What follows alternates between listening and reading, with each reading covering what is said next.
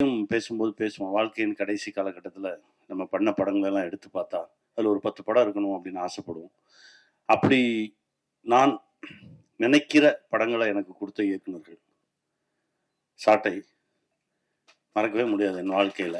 என் வாழ்க்கையை புரட்டி போட்ட ஒரு திரைப்படம். கதையை சொல்லிட்டு போயிட்டாரு. போராளி கிளைமேக்ஸ் ஷூட் பண்ணிக்கிட்டு இருக்கேன், ஆனால் விட மாட்டேங்குது. உடனடியாக போயிடுவோம் ஷூட்டிங் அப்படின்னு போய் எடுத்தோம் ஷாட்டை. அதில் தான் எனக்கு எங்கள் அண்ணன் தம்பிராம அண்ணன் எனக்கு கிடைச்சாரு. ரொம்ப அருகாமையிலேருந்து பார்க்குறதுக்கு வாய்ப்பு கிடைச்சது. ஒரு படைப்பு தான் நிறைய நல்ல மனுஷங்களை நம்மக்கிட்ட சேர்க்கணும்னு சொல்லுவாங்க. தம்பிராம அண்ணன் எனக்கு அதில் கிடைச்சாரு. அதற்கு பிறகு இங்கேருந்து ஆரம்பிப்போம். தலைக்கூத்தல் என் வாழ்க்கையில் மறக்க முடியாத ஒரு படைப்பு. தலைக்கூத்தலை எடுத்து பார்த்தா எத்தனை எத்தனை தலைமுறை ஆனாலும் அந்த படத்தை பார்த்துக்கிட்டே இருக்கலாம். ஜேபி, ரொம்ப சந்தோஷம், நன்றி. கார்மேனி செல்வம்னு ஒரு படம் இப்போ பண்ணிகிட்டு இருக்கோம். அதோட இயக்குனர் கார்த்திக் வந்திருக்காரு. அதுவும் ஒரு மறக்க முடியாத ஒரு படைப்பாக இருக்கும். பாருங்க கார்த்திக், எங்கள் அண்ணனை பற்றி நான் சொல்லிக்கிட்டே இருக்கணும். ஏன்னா அது வரைக்கும் அத்தனை படைப்புகள் வந்திருக்கு, இன்னும் வரும். எழுதும் போதெல்லாம் எங்கள் அண்ணன் இருப்பார். அந்த சக்தி எனக்கு இறைவன் கொடுத்துக்கிட்டே இருக்கணும். எங்கள் அண்ணனோட பயணிச்சுக்கிட்டே இருக்கணும்னு நான் கேட்டுக்கிறேன். நன்றிண்ணே. மணிமாறன் சார், சங்கத்தலைவன் அப்படின்னு ஒரு படம் பண்ணோம்.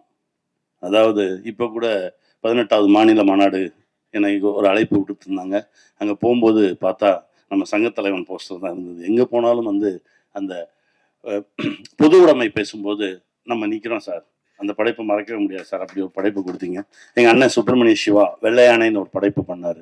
அதாவது ஒரு விவசாயி சார்ந்த ஒரு திரைப்படத்தை, அப்படி ஒரு திரைப்படத்தை பார்க்கவே முடியாது. அந்த மாதிரி ஒரு அற்புதமான ஒரு படைப்பு. சிவான ரொம்ப நன்றி. இப்போ எனக்கு கிடைத்தது மாணிக்கம்னு ஒரு திரைப்படம். என் நண்பன் நந்தா பெரியசாமி அற்புதமான ஒரு படைப்பு கொடுத்தாரு. காலத்துக்கும் நின்று நம்மளோடு பேசக்கூடிய ஒரு திரைப்படம். தம்பி பிராங்க்லின் ரைட்டர் அப்படின்னு ஒரு திரைப்படம். இதுக்கு மேல போலீஸ் வேடம் பண்ணணுமா அப்படின்னு நிறைய கேள்விகளை எனக்குள்ள கொண்டு வந்து கொடுத்த ஒரு திரைப்படம். தம்பி ரொம்ப நன்றி, உங்களுடைய அன்புக்கு நன்றி. இவங்கெல்லாம் இங்கே இருக்கும்போது நான் இங்கே நிற்கிறது ரொம்ப சந்தோஷமா இருக்கு. இவங்க எல்லாரும் ஆக்ஷன் சொல்லி நடிச்சிருக்கேன், ரொம்ப சந்தோஷமா இருக்கு. இறைவனுக்கு நன்றி. இனி உங்க மேடை அப்பப்போ தொடர்ந்துகிட்டே இருக்கும். ஏன்னா யாரையா கூப்பிட்டு வருவான், இவனும் அப்படித்தான் செய்வான். யாரையா கூப்பிட்டு வந்து அவனுக்குன்னு கேட்க மாட்டான், அவனை கூப்பிட்டு வந்து காட்டுவான். ஆனால் இவன் நல்லா நடிப்பானே, ஆனால் அவன் படத்தில் என்ன காஸ்டிங் சொல்லி எனக்கு அந்த லிஸ்ட்டு மட்டும் கூட. நிறையா குட்டி குட்டி நடிகர்கள் இருக்காங்கண்ணே, ரொம்ப கஷ்டப்பட்டுக்கிட்டு இருக்காங்க. நான் அந்த லிஸ்ட்டெல்லாம் தரேன், நீ யூஸ் பண்ணுண்ணா அப்படின்னு சொல்லி கொண்டு வந்து ஒரு வாட்டி கொடுத்தான். அப்புறம் திடீர்னு வந்த அண்ணா ஒரு கதை கேட்டேன், நல்ல கதை, நீ நடித்தா நல்லா இருக்கும். அந்த டைரக்டரை கூப்பிட்டு வந்தான். விமானம்னு ஒரு படம். அந்த படம் அந்த மாதிரி படம்லாம் கிடைக்கவே கிடைக்காது. அந்த விமானம் கூப்பிட்டு வந்து கேட்க வச்சது அவன் தான். அந்த கதையை கேட்டோம், பிடிச்சிருந்தது, வாடா பண்ணுவோம் அப்படின்னு. அந்த விமானம் ஷூட்டிங்கில் தான் இந்த கதையை, அந்த விமானம் டைரக்டரோட கதை தான் இது, சிவாவோட கதை தான் இது. அந்த 2வது கதையை இவங்களுக்கு ரொம்ப ஒரு மாதிரி, இதுக்கு அடுத்து இந்த கதை பண்ண போகிறோம் அப்படின்னோடனே இந்த கதையை எனக்கு கூட நான் டைரக்ட் பண்ணுறேன் அப்படின்னு சொல்லி வாங்கிட்டு, அப்பா யார் பண்ணுறது அப்படின்னு ஒரு குழப்பம் இருக்கும்போது தான் ஒரு நாள் நான் ஷார்ட்டில் இருந்தேன். அண்ணே ஒரு கதை சொல்கிறேன் கேளேன் அப்படின்னா, டேய் இங்கேருந்து அங்கே வரைக்கும் போகிறதுக்குள்ளே தான் டைம் இருக்குது, இல்லை அதுக்குள்ளே சொல்லிடுறேன். நான் இறங்கி அங்கேருந்து அப்படி நடந்து வர்ற அந்த ஒரு 1 நிமிஷம் 1.5 நிமிஷம் கேப்பில், அது ஒரு பெரிய ஷார்ட்ன்றதுனால கொஞ்சம் தூரமாக நிறுத்தியிருந்தாங்க, நடந்து வர அந்த கேப்பில் தான் சொன்னான். சொல்லி முடிச்சோன்னு என்ன யார் ராப்பா பண்ணுறாரு, இல்லைண்ணா அதுதான் தேடிக்கிட்டு இருக்கோம், அதனால தான் உங்ககிட்ட சொன்னேன். சரி பண்ணிடுவோம் போடா அப்படின்னேன்.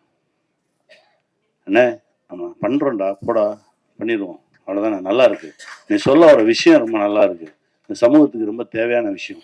இங்கே தமிழ்நாட்டில் கூட நீ சொல்ல வந்த விஷயத்தில் ஒரு 10-15 கேசஸ் இருக்கு. அந்த கேசஸ் எல்லாமே குடும்பங்களை புரட்டி போட்ட கேசஸ். அதை நீ கையில் எடுத்திருக்க அப்படின்னோடனே எனக்கு புரியல. என்னென்ன சொல்கிறேன்? ஆமாம், இது இங்கே நடந்திருக்கு, இப்பவும் நடந்துட்டு இருக்கு. இது நீ சொல்கிற வெளியிலேருந்து பார்க்கும்போது ஒரு தந்தை மகனுக்கான ஒரு பாசமாக இருக்கும், ஆனால் நீ உள்ளுக்குள்ளே வச்சிருக்க ரொம்ப ஸ்ட்ராங்கான விஷயம்டா. இதை சொல்லணும். இதை பார்த்து ஒரு மகன் திருந்தினா போதும். ஐயோ நம்ம இந்த மாதிரி ஒரு வேலையை செஞ்சுட்டு இருக்கோமா, அவனுக்கு ஒரு பையன் திருந்திட்டா போதும், இந்த படம் பெரிய வெற்றி. பல பேரை யோசிக்க வைக்கும். நிறைய சூழல்ல, நிறைய குடும்பங்கள்ல நம்ம நினைச்ச மாதிரி நம்ம பிள்ளை இல்லையேன்னு சொல்லி பல அப்பாக்கள் தடுமாறிட்டு இருக்காங்க. அதுக்கு ஒரு சின்னமா யோசிக்க வைக்கும், ஒரு சின்ன ஒரு விடை கிடைக்கும்னு நம்புகிறோம். அந்த விடை தான் அந்த படத்துக்கான வெற்றின்னு நினைக்கிறோம். தன்ராஜ் வாழ்த்துக்கள், நீ நல்லா வருவடா. ஏன்னா முதல் படம் மாதிரியே பண்ணல. அவனுடைய ஒரு 100 படத்தில் நடிச்சா கூட 100 படத்துலையும் இந்த வேலையை தான் பார்த்துருக்கேன். எல்லா டைரக்டர் பின்னாடியும் போய் அங்கங்கே அந்த எல்லாம் இவன் கற்றுக்கிட்ட மொத்தத்தையுமே ரொம்ப அசால்ட்டாக ஹேண்டில் பண்ணான் டைரக்ட் பண்ணும்போது. எனக்கு ரொம்ப பிடிச்சிருந்தது. முதல் 2 நாள் தான் கொஞ்சம் தடுமாறினா. நான் சொன்னேன், எதுக்கு தடுமாறுற, எடு, நீ சொல்கிறது கேட்க தானே வந்திருக்கோம், எடு அப்படின்னு. அதுக்கப்புறம் அசால்ட் அழகா ரொம்ப குழப்பமே இல்லாமல் ஹேண்டில் பண்ணா நல்ல டைரக்டர் வருவார். வாழ்த்துக்கள், இன்னும் நிறைய படைப்புகள் கிடைக்கும், வாழ்த்துக்கள், வாழ்க. அப்புறம் அம்மா. அம்மா வந்து நீங்கள் படத்தில் பார்த்தீங்கன்னா தெரியும், ரொம்ப அதாவது நடிக்கிற மாதிரியே தெரியாது, ரொம்ப ரொம்ப இயல்பாக ஒரு ஆர்டிஸ்ட்டு. ரொம்ப நல்லா இருந்தது அவங்க பேசும்போது, நடித்தப்போ. தமிழ் அவங்களே டப்பிங் பேச சொன்னோம், இது எல்லாமே அவங்க தானே பேசுனாங்க. ஆமாம், தெலுங்கு நான் தான் பேசினேன். எனக்கு அது ரொம்ப இயல்பாக இருந்தது. என்னென்னா அந்த உயிர் கொடுக்குறது சம்மந்தப்பட்டவங்க பேசினாதான் அது நல்லா இருக்கும்னு நினைக்கிறேன் நான். அதனால தெலுங்குலேயே கொஞ்சம் டைம் எடுத்து இது நானே பேசுகிறேன்னு சொல்லி உட்காந்து பேசணும். நல்லா வந்திருக்கு. அம்மா ஒரு நல்ல வரவாக இருக்கும் தமிழ் சினிமாவுக்கு. அம்மா ஒரு பெரிய இடம் கிடைக்கும், வாழ்த்துக்கள். மோக்ஷா ரொம்ப ரொம்ப நல்லா வருவீங்க. உங்களுடைய எனர்ஜி லெவல் ரொம்ப ரொம்ப நிறையா தமிழ் சினிமா உங்களோட கனெக்ட் ஆகும், ரொம்ப நல்லா வருவீங்க. முருகன் சார் சொன்ன மாதிரி அந்த கனெக்ஷன், வாழ்த்துக்கள். அதாவது நல்ல எண்ணம், நன்மை சொன்ன மாதிரி நல்ல எண்ணம் இருந்தால் போதும், அது இருக்கு நம்ம கிட்ட. நல்ல மனசு இருந்தால் போதும். எங்கள் அண்ணன் சிவா சொன்ன மாதிரி, ஐயோ ஒரு இடத்துல அடிக்கிறானுன்னா நம்ம போய் திருப்பி அவனை அடித்து அவங்களை காப்பாற்றணுன்ற எண்ணம் இல்லை. ஐயோ அந்த நிகழ்வு நடக்காமல் இருந்தால் போதுமே அப்படின்ற ஒரு எண்ணம் இருக்குது பாருங்களேன். அந்த எண்ணமே அவனை மாற்றும். அப்படிதான் நான் நினைக்கிறேன். ஏன்னா இப்போ நல்லதே செய்ய வேண்டாம், நல்லது நினைச்சாலே போதும் அப்படின்ற ஒரு இடத்துல தான் நம்ம எல்லாருமே வாழ்ந்துட்டு இருக்கோம். ஆனால் அவ்வளோ வேகம், அவ்வளோ பிஸி. இதுக்கு நடுவில் இப்படி ஒரு நிகழ்வு நடக்கட்டும். ஏன்னா நல்ல படைப்பை ரசிகர்கள் என்னைக்குமே கைவிட்டதில்லை, இருக்கரம் நீட்டி வரவேற்றிருக்காங்க. பணம் பணம் பணம், அந்த பணம் பார்த்தால்தான் அந்த படைப்பு அப்படின்ற மனசு தான். எத்தனை பேர் மனசு இது கொள்ளையடிக்குதுன்றது தான். இதை நோக்கி தான் நகர்ந்துகிட்டு இருக்கோம். ஆனால் ஒரு நாள் வரும், அந்த நாள் அன்னைக்கு இந்த மாதிரி படைப்புகள் மட்டும்தான் இங்கே நிலைச்சு நிற்கும். கமர்ஷியல் படங்கள்லாம் தூக்கி அடிக்கப்படும். அதை நோக்கி தான் இப்போ நகர்ந்துகிட்டு இருக்க. ரெண்டுக்கு நடுவில் தான் நம்ம நிற்கிறோம். அந்த நாளுக்காக தான் காத்துட்ருக்கோம். அது வரைக்கும் இதே மாதிரி படைப்புகள் வந்துக்கிட்டே தான் இருக்கும், உழைச்சிக்கிட்டே தான் இருப்போம்.